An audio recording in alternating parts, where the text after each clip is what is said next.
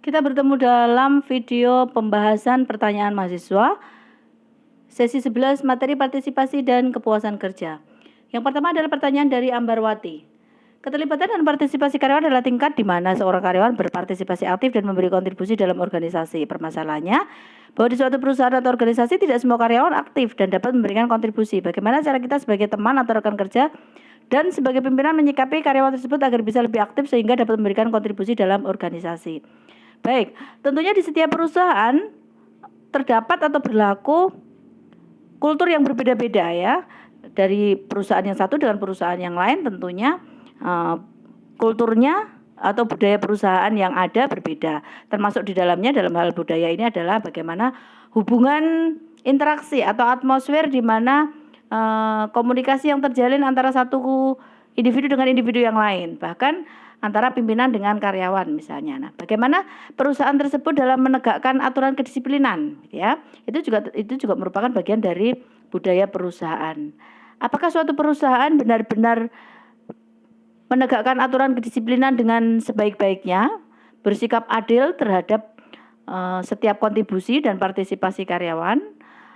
Kemudian apakah memungkinkan untuk saling memberi evaluasi antara satu individu dengan individu yang lain, antara pimpinan dengan karyawan, misalnya berlaku lingkungan yang demokratis gitu ya, atmosfer yang demokratis untuk siapapun bisa menyampaikan pendapat misalnya. Nah, ini tentunya tergantung dari situasi demikian ya. Nah, bagaimana peran kita apabila kita sebagai pimpinan ya, kembali kepada kultur perusahaan yang kita ciptakan ya. Bagaimana dalam kita memanage suatu perusahaan, apakah kita memberlakukan situasi atau membudayakan hubungan komunikasi yang baik, yang bisa dua arah, terjalin dua arah antara masing-masing individu gitu ya.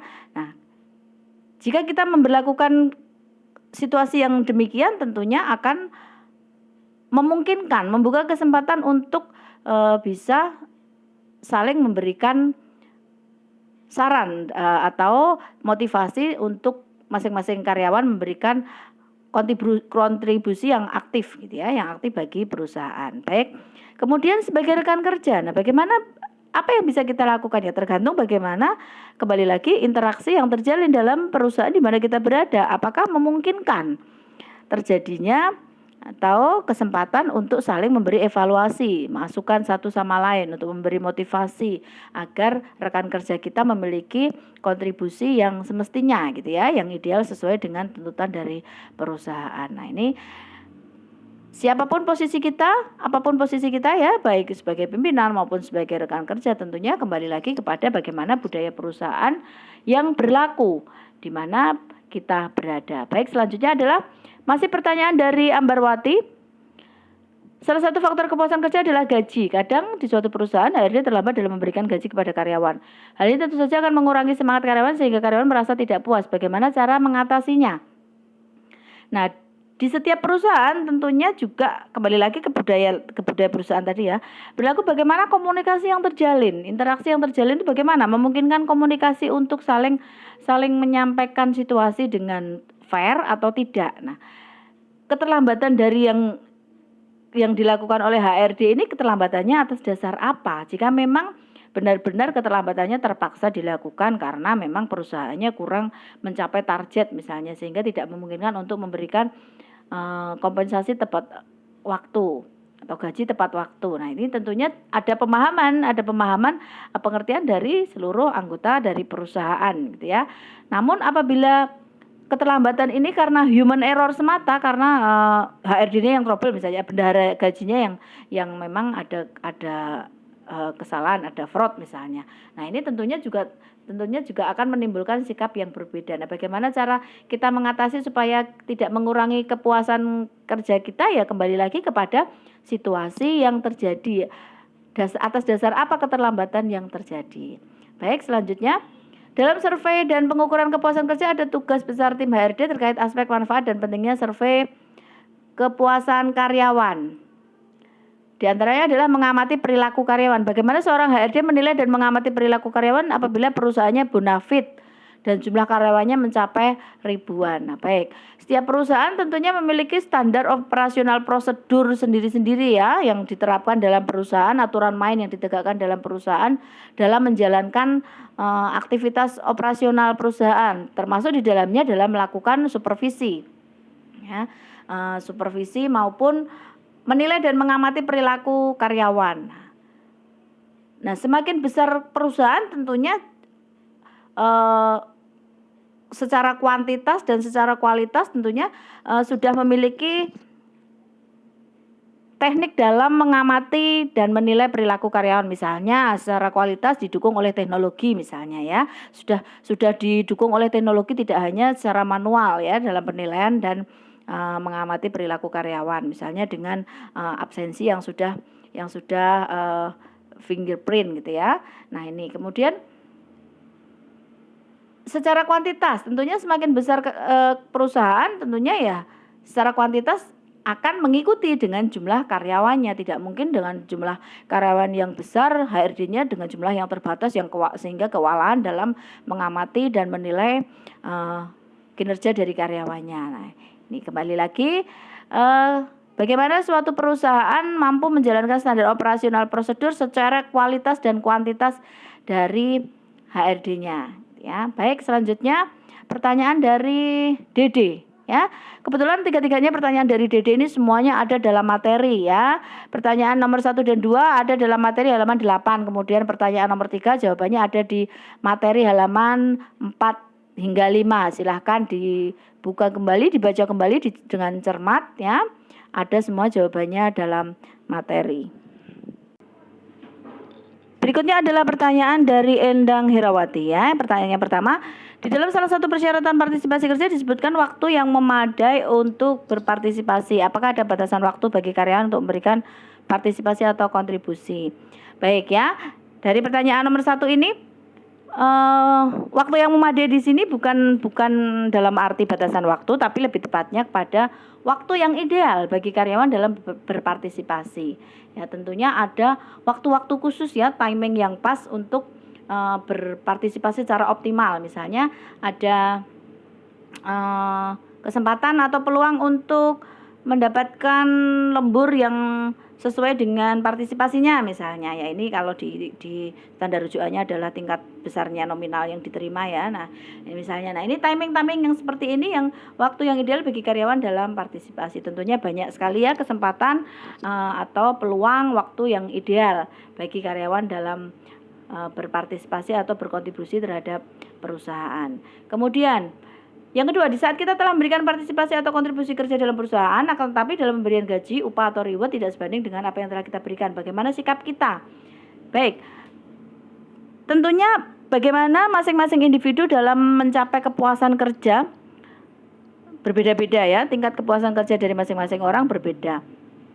Begitupun tingkat kepuasan yang dialami satu orang dalam waktu yang berbeda juga bisa berubah. Misalnya tahun ini tingkat kepuasan kita karena misalnya saat ini kita belum berkeluarga misalnya ya, tentunya berbeda dengan bagaimana tingkat kepuasan yang kita alami setahun atau 2 tahun lagi saat kita sudah berkeluarga, saat kita sudah memiliki anak, kemudian saat anak kita sudah bertambah lagi. Nah, ini tentunya meski yang dialami satu orang tapi dalam waktu yang berbeda bisa memberikan tingkat kepuasan yang berbeda. Nah, bagaimana sikap kita ya, kembali lagi kepada diri kita, karena kepuasan kerja kembali merupakan sikap emosi atau kondisi emosi dari masing-masing individu.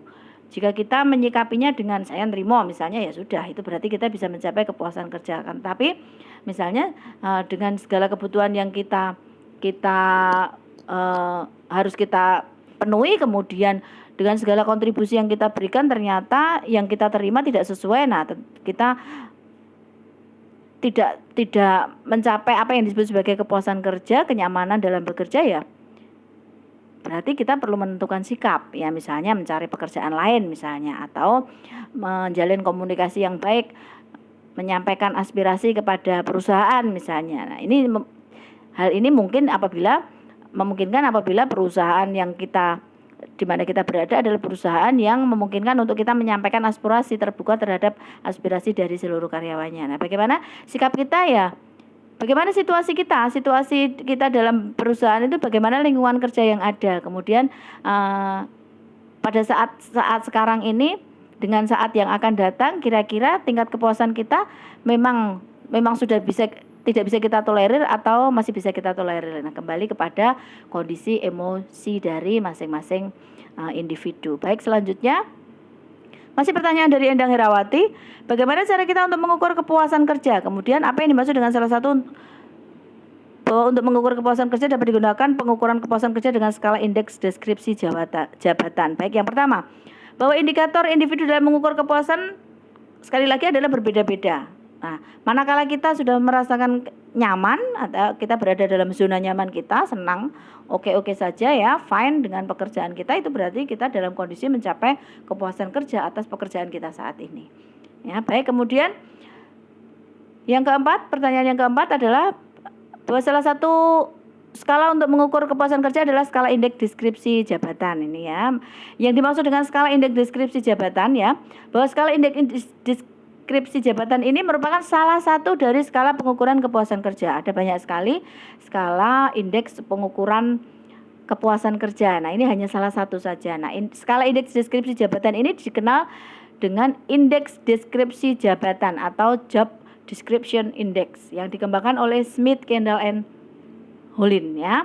Ini bisa dipelajari dalam buku karya Mangkunegara tahun edisi terbit tahun 1993. Nah, dalam implementasinya, dalam penggunaan skala indeks deskripsi jabatan ini ada banyak pertanyaan yang digunakan ya. Salah satunya adalah karyawan atau pegawai ditanya mengenai pekerjaan dan jabatannya. Sesuai dengan jabatannya, kira-kira deskripsi pekerjaannya sangat baik, kemudian biasa saja, buruk atau sangat buruk. Nah, ini ya, dari range antara sangat baik dengan sampai ke sangat buruk. Kemudian atas jabatan yang diterima, yang dipegang, ini kira-kira upah atau promosinya sesuai atau tidak? Apakah sangat baik, dan seterusnya hingga sangat buruk. Nah, ini merupakan pertanyaan-pertanyaan yang dipergunakan dalam skala indeks deskripsi jabatan. Nah, biasanya karyawan hanya tinggal mengisi ya dari range antara sangat baik dan sangat buruk tersebut, dari banyak pertanyaan tersebut di checklist demikian ya, memilih yang mana gitu ya atau tidak gitu ya. Ada jawaban atau tidak, misalnya abstain dalam beberapa pertanyaan misalnya. Ini mungkin ya bisa saja karena pertanyaannya banyak sekali yang dalam list dalam skala indeks tersebut. Nah, sekali lagi ini hanya salah satu skala pengukuran dalam kepuasan kerja. Ada banyak sekali skala yang bisa digunakan. Baik, selanjutnya pertanyaan dari Fajar Sigit Prasetyo ya. Yang pertama, apakah faktor lingkungan yang tidak mendukung mempengaruhi kepuasan kerja? Ya, kemudian jika seorang pekerja mencintai pekerjaannya, namun pekerjaannya tersebut digaji tidak sesuai, apakah itu bisa disebut dengan kepuasan kerja? Kemudian jelaskan kepuasan kerja secara subjektif. Baik, yang pertama, faktor lingkungan kerja di sini ada banyak ya, ada lingkungan eksternal, ada lingkungan internal. Lingkungan internal sendiri, lingkungan internal dari pekerjaan dalam suatu perusahaan, misalnya sebagai contoh salah satunya adalah bagaimana hubungan antara individu satu dengan individu lain dalam suatu lingkungan kerja.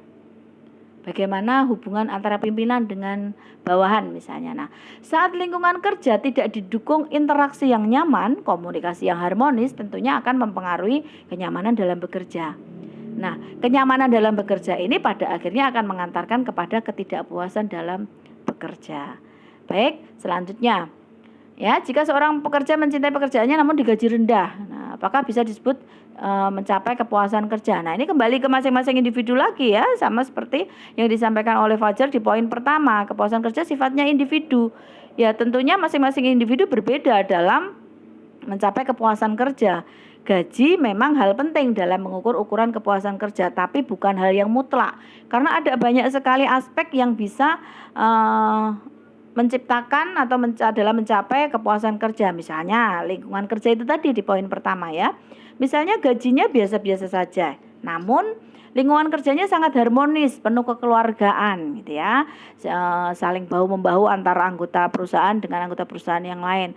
Selalu ada perhatian yang lebih dari pimpinan terhadap karyawannya dalam segala situasi sulit yang dihadapi oleh karyawan misalnya. Nah, ini tentunya juga menjadi aspek tersendiri, pertimbangan tersendiri untuk tercapainya kepuasan kerja. Baik, selanjutnya yang ketiga, jelaskan kepuasan kerja secara subjektif. Nah, ini kepuasan kerja secara subjektif berarti secara perspektif dari masing-masing individu. Nah, ini saya kembalikan ke masing-masing mahasiswa. Kira-kira kepuasan kerja menurut masing-masing mahasiswa itu apa? Menurut Fajar apa? Secara subjektif menurut Fajar apa gitu ya, kepuasan kerja. Baik, selanjutnya adalah pertanyaan dari Siti Amiati Maisaroh. Yang pertama, umur merupakan salah satu variabel kepuasan kerja. Seringkali terjadi di beberapa perusahaan karyawan dengan umur yang muda atau fresh graduated hanya mengerti teknologi modern zaman sekarang padahal minim pengalaman, justru diberikan gaji yang lebih tinggi dibandingkan karyawan yang lebih tua, sehingga menimbulkan ketidakpuasan bagi karyawan yang lebih tua. Bagaimana kiat untuk mengatasi masalah tersebut? Baik, tentunya masing-masing perusahaan karena perusahaan berbeda-beda ya. Ada perusahaan yang memang mengutamakan penggunaan teknologi, kemudian ada yang perusahaan yang lebih membutuhkan kepada kemampuan interpersonal, kemampuan untuk berkomunikasi dengan customer misalnya. Nah, tergantung dari perusahaannya yang dijadikan bahan pertimbangan untuk menduduki posisi itu apa. Kalau memang perusahaannya dibutuhkan yang urgent adalah, yang vital adalah kemampuan atau penguasaan teknologi, ya tentunya wajar apabila meskipun muda, meskipun tidak senior, tapi mendapatkan posisi yang lebih karena kemampuan, kompetensi dalam hal teknologi, dalam penguasaan teknologi misalnya lah. Ini berarti kembali lagi ke perusahaannya. Perusahaan tersebut dari perspektif perusahaan, kira-kira standar yang diberlakukan dalam menentukan positioning dari karyawan apa?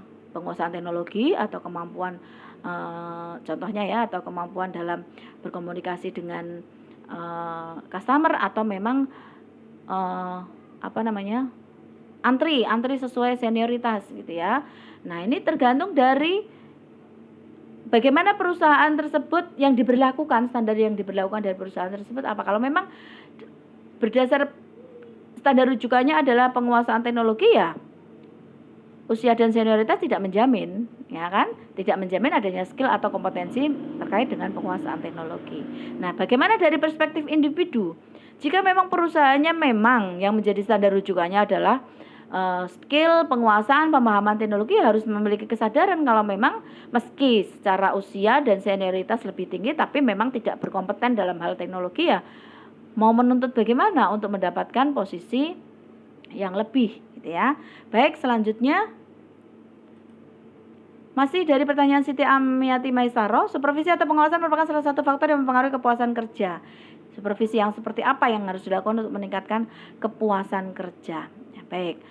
Di masing-masing perusahaan tentunya ada standar operasional prosedur dari segala aktivitas perusahaan, dari setiap bidang operasional perusahaan, termasuk tentunya dalam supervisi ya, SOP dalam supervisi. Nah, tentunya ya SOP supervisi yang sesuai ya.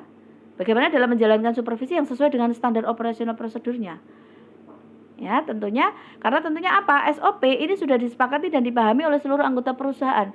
Kalau benar-benar supervisi yang dilakukan oleh supervisor adalah sesuai dengan SOP yang diketahui oleh anggota perusahaan, karyawan perusahaan, kemudian dipahami oleh seluruh anggota perusahaan, berarti ya tidak akan mengecewakan dari anggota perusahaan. Namun jika ada pelanggaran-pelanggaran tentunya akan menyebabkan kekecewaan, menimbulkan kekecewaan dari anggota perusahaan yang akan mengantarkan kepada ketidakadanya kepuasan kerja. Baik, selanjutnya masih pertanyaan dari Siti Amiati Maisaroh ya. Berbicara mengenai partisipasi kerja, dijelaskan bahwa karyawan yang memiliki keterlibatan atau partisipasi kerja tinggi memberi usaha yang terbaik. Bagaimana cara meningkatkan partisipasi karyawan? Ya, bagaimana cara perusahaan ya ini ya, cara perusahaan dalam meningkatkan partisipasi karyawan ya. Tentunya perusahaan perlu memberikan fokus-fokus perhatian. Kira-kira apa yang menjadi kebutuhan dari karyawannya? Apa kira-kira yang bisa mendorong karyawannya mencapai kepuasan kerja gitu ya. Bagaimana perusahaan mampu memotivasi karyawannya untuk bisa mencapai kepuasan kerja. Ya, kira-kira aspek yang dibutuhkan karyawan, misalnya perusahaan mengupayakan adanya balas jasa yang adil dan layak untuk karyawannya. Nah, ini ya. Dan berbagai aspek yang lain, misalnya positioning yang tepat sesuai dengan keahlian. Tadi kita telah membahas bagaimana senioritas atau memang skill kemampuan yang dipakai. Kalau memang senior tapi benar-benar tidak mampu untuk ditempatkan dalam posisi tertentu, ya tentunya akan mengecewakan karyawan yang benar-benar mampu gitu ya. Jadi apa gunanya punya kemampuan kalau misalnya yang dipakai adalah yang sudah senior meski tidak punya kemampuan sama sekali. Baik, nah beberapa hal yang nampak di layar ini adalah hal-hal yang bisa menjadi fokus perhatian atau diupayakan untuk mendorong tercapainya kepuasan kerja karyawan. Tentunya tidak hanya hal-hal yang tertera ini ya, ada banyak hal. Nah, ini hanya beberapa di antaranya saja. Baik, selanjutnya adalah pertanyaan dari Tita Susilawati ya. Yang pertama, kepuasan kerja karyawan banyak dipengaruhi oleh sikap pimpinan. Nah, sikap pimpinan yang bagaimanakah yang bisa menjadi faktor pendukung tercapainya kepuasan kerja karyawan? Baik, kita sedikit mereview materi dari mata kuliah dasar manajemen ya yang telah dipelajari mahasiswa di tahun awal perkuliahan mengenai fungsi actuating ya.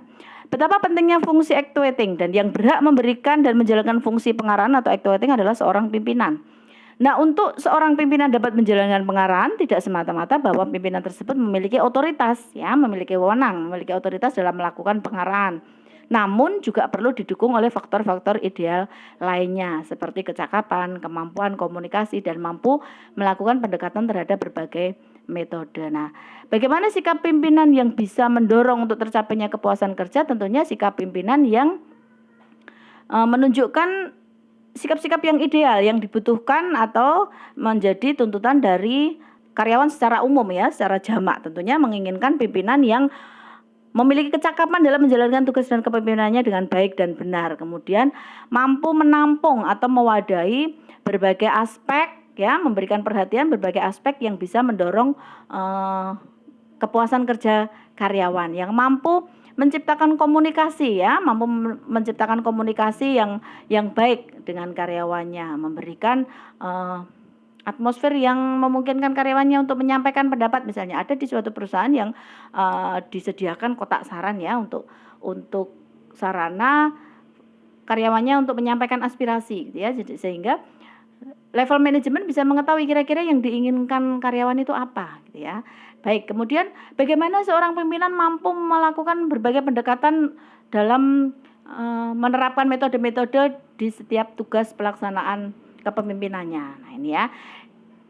Inilah yang merupakan wujud bahwa bagaimana sikap pengaruh peran sentral dari seorang pimpinan dalam mendukung kepuasan kerja karyawan. Baik, selanjutnya masih di pertanyaan dari Tita Susilawati. Jelaskan pernyataan kemampuan timbal balik yang merupakan salah satu persyaratan partisipasi kerja, dan yang ketiga adalah bagaimana pernyataan untuk mengukur kepuasan kerja karyawan. Baik. Mengenai kemampuan timbal balik di sini dalam arti bahwa terdapat balance antara apa yang dilakukan oleh karyawan dengan apa yang diberikan oleh perusahaan, atau sebaliknya, apa yang diberikan karyawan dengan apa yang disumbangkan atau dilakukan yang terbaik oleh karyawannya. Nah, bagaimana balance perusahaan memberikan yang terbaik dan sebaliknya karyawan memberikan kontribusi, melakukan partisipasi yang terbaik. Nah, maksudnya kemampuan timbal balik itu di sini bagaimana bahwa perusahaan apabila sudah memberikan yang terbaik namun tidak diimbangi oleh partisipasi yang ideal, yang sebaik-baiknya dari karyawan, tentunya tidak worth it ya apa yang diberikan oleh perusahaan. Nah, demikian pula sebaliknya. Kemudian berikutnya pertanyaan untuk mengukur kepuasan kerja karyawan. Nah, tadi kita telah membahas mengenai indeks deskripsi jabatan ya, dan skala untuk mengukur kepuasan kerja ini banyak sekali, tadi ya telah kita bahas. Nah, salah satunya adalah indeks deskripsi jabatan. Ya, tentunya pertanyaan-pertanyaan yang dikembangkan dari berbagai indeks tersebut berbeda-beda ya, sesuai dengan indeks yang digunakan. Nah, salah satunya apabila menggunakan indeks deskripsi jabatan, salah satu pertanyaannya adalah bagaimana mengenai upah gitu ya, upah dan promosi yang diberlakukan dalam suatu perusahaan, apakah buruk ataukah baik gitu ya, apa memuaskan. Nah, dari skala dari range sangat kurang, sangat buruk dengan sangat memuaskan. Demikian ya.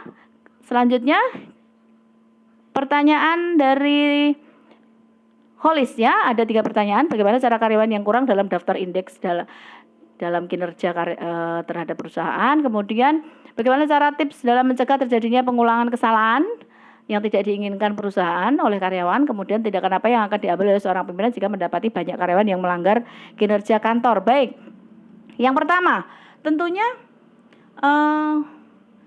cara perusahaan supaya karyawannya, apabila karyawannya didapati kurang dalam kinerjanya gitu ya. Tentunya ada banyak hal yang bisa dilakukan, misalnya dengan langkah motivasi. Nah, langkah motivasi ini merupakan salah satu wujud dari berjalannya fungsi actuating ya. Actuating itu tidak hanya memberi pengarahan tapi juga memberi motivasi kepada bawahan ya. Bagaimana memberi motivasi pada bawahannya untuk selalu stay tune gitu ya, stay tune dalam memberikan kinerja yang sebaik-baiknya. Kemudian selain pemberian motivasi, tentunya tadi bagaimana actuating-nya juga berjalan dengan baik gitu ya. Sebagai contoh pula bisa mengadakan pelatihan-pelatihan seperti karakter building untuk karyawan, kemudian acara gathering misalnya ya, gathering perusahaan ini juga merupakan salah satu upaya untuk memotivasi karyawannya. Bagaimana upaya refreshing ini bisa menyegarkan kembali gitu ya, motivasi dari karyawan untuk memberikan kinerja yang baik, atau memberikan kesadaran kepada karyawan bahwa perusahaan sudah memberikan yang terbaik, ayo gitu ya, ayo untuk memberikan pula, menyumbangkan pula yang terbaik pula, melakukan yang terbaik pula untuk perusahaan. Nah, ini dibutuhkan pelatihan-pelatihan tersendiri ya, motivasi-motivasi tersendiri ya, upaya-upaya yang tentunya perlu dilakukan oleh seorang pimpinan. Baik, selanjutnya adalah bagaimana cara tips untuk mencegah terjadinya pengulangan yang tidak diinginkan perusahaan. Di setiap perusahaan tentunya berlaku sebagai keseimbangan, berlaku reward dan berlaku punishment ya. Bagaimana untuk mencegah terjadinya pengulangan? Ya mungkin bisa diberikan reward untuk yang berprestasi gitu ya. Nah, supaya untuk yang sudah melakukan kesalahan supaya tidak melakukan kesalahan lagi, ingin mendapatkan reward gitu ya. Kemudian sebaliknya ada punishment. Ada punishment bagi karyawan yang melakukan kesalahan, pelanggaran terhadap aturan perusahaan atau melakukan kinerja yang tidak semestinya ya, yang tidak sesuai dengan yang telah ditetapkan oleh perusahaan. Nah, tentunya ada sanksi tersendiri gitu ya, yang memberikan efek jera bagi pelaku.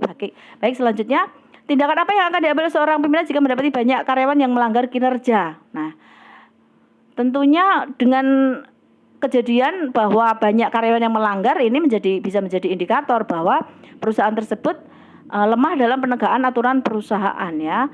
Jika perusahaan tersebut menegakkan aturan dengan sebaik-baiknya, tentunya karyawannya pikir-pikir untuk melakukan atau melanggar kinerja atau aturan dari perusahaan. Baik, demikian pembahasan dari pertanyaan mahasiswa untuk materi sesi 11, materi partisipasi dan kepuasan kerja. Semoga bermanfaat.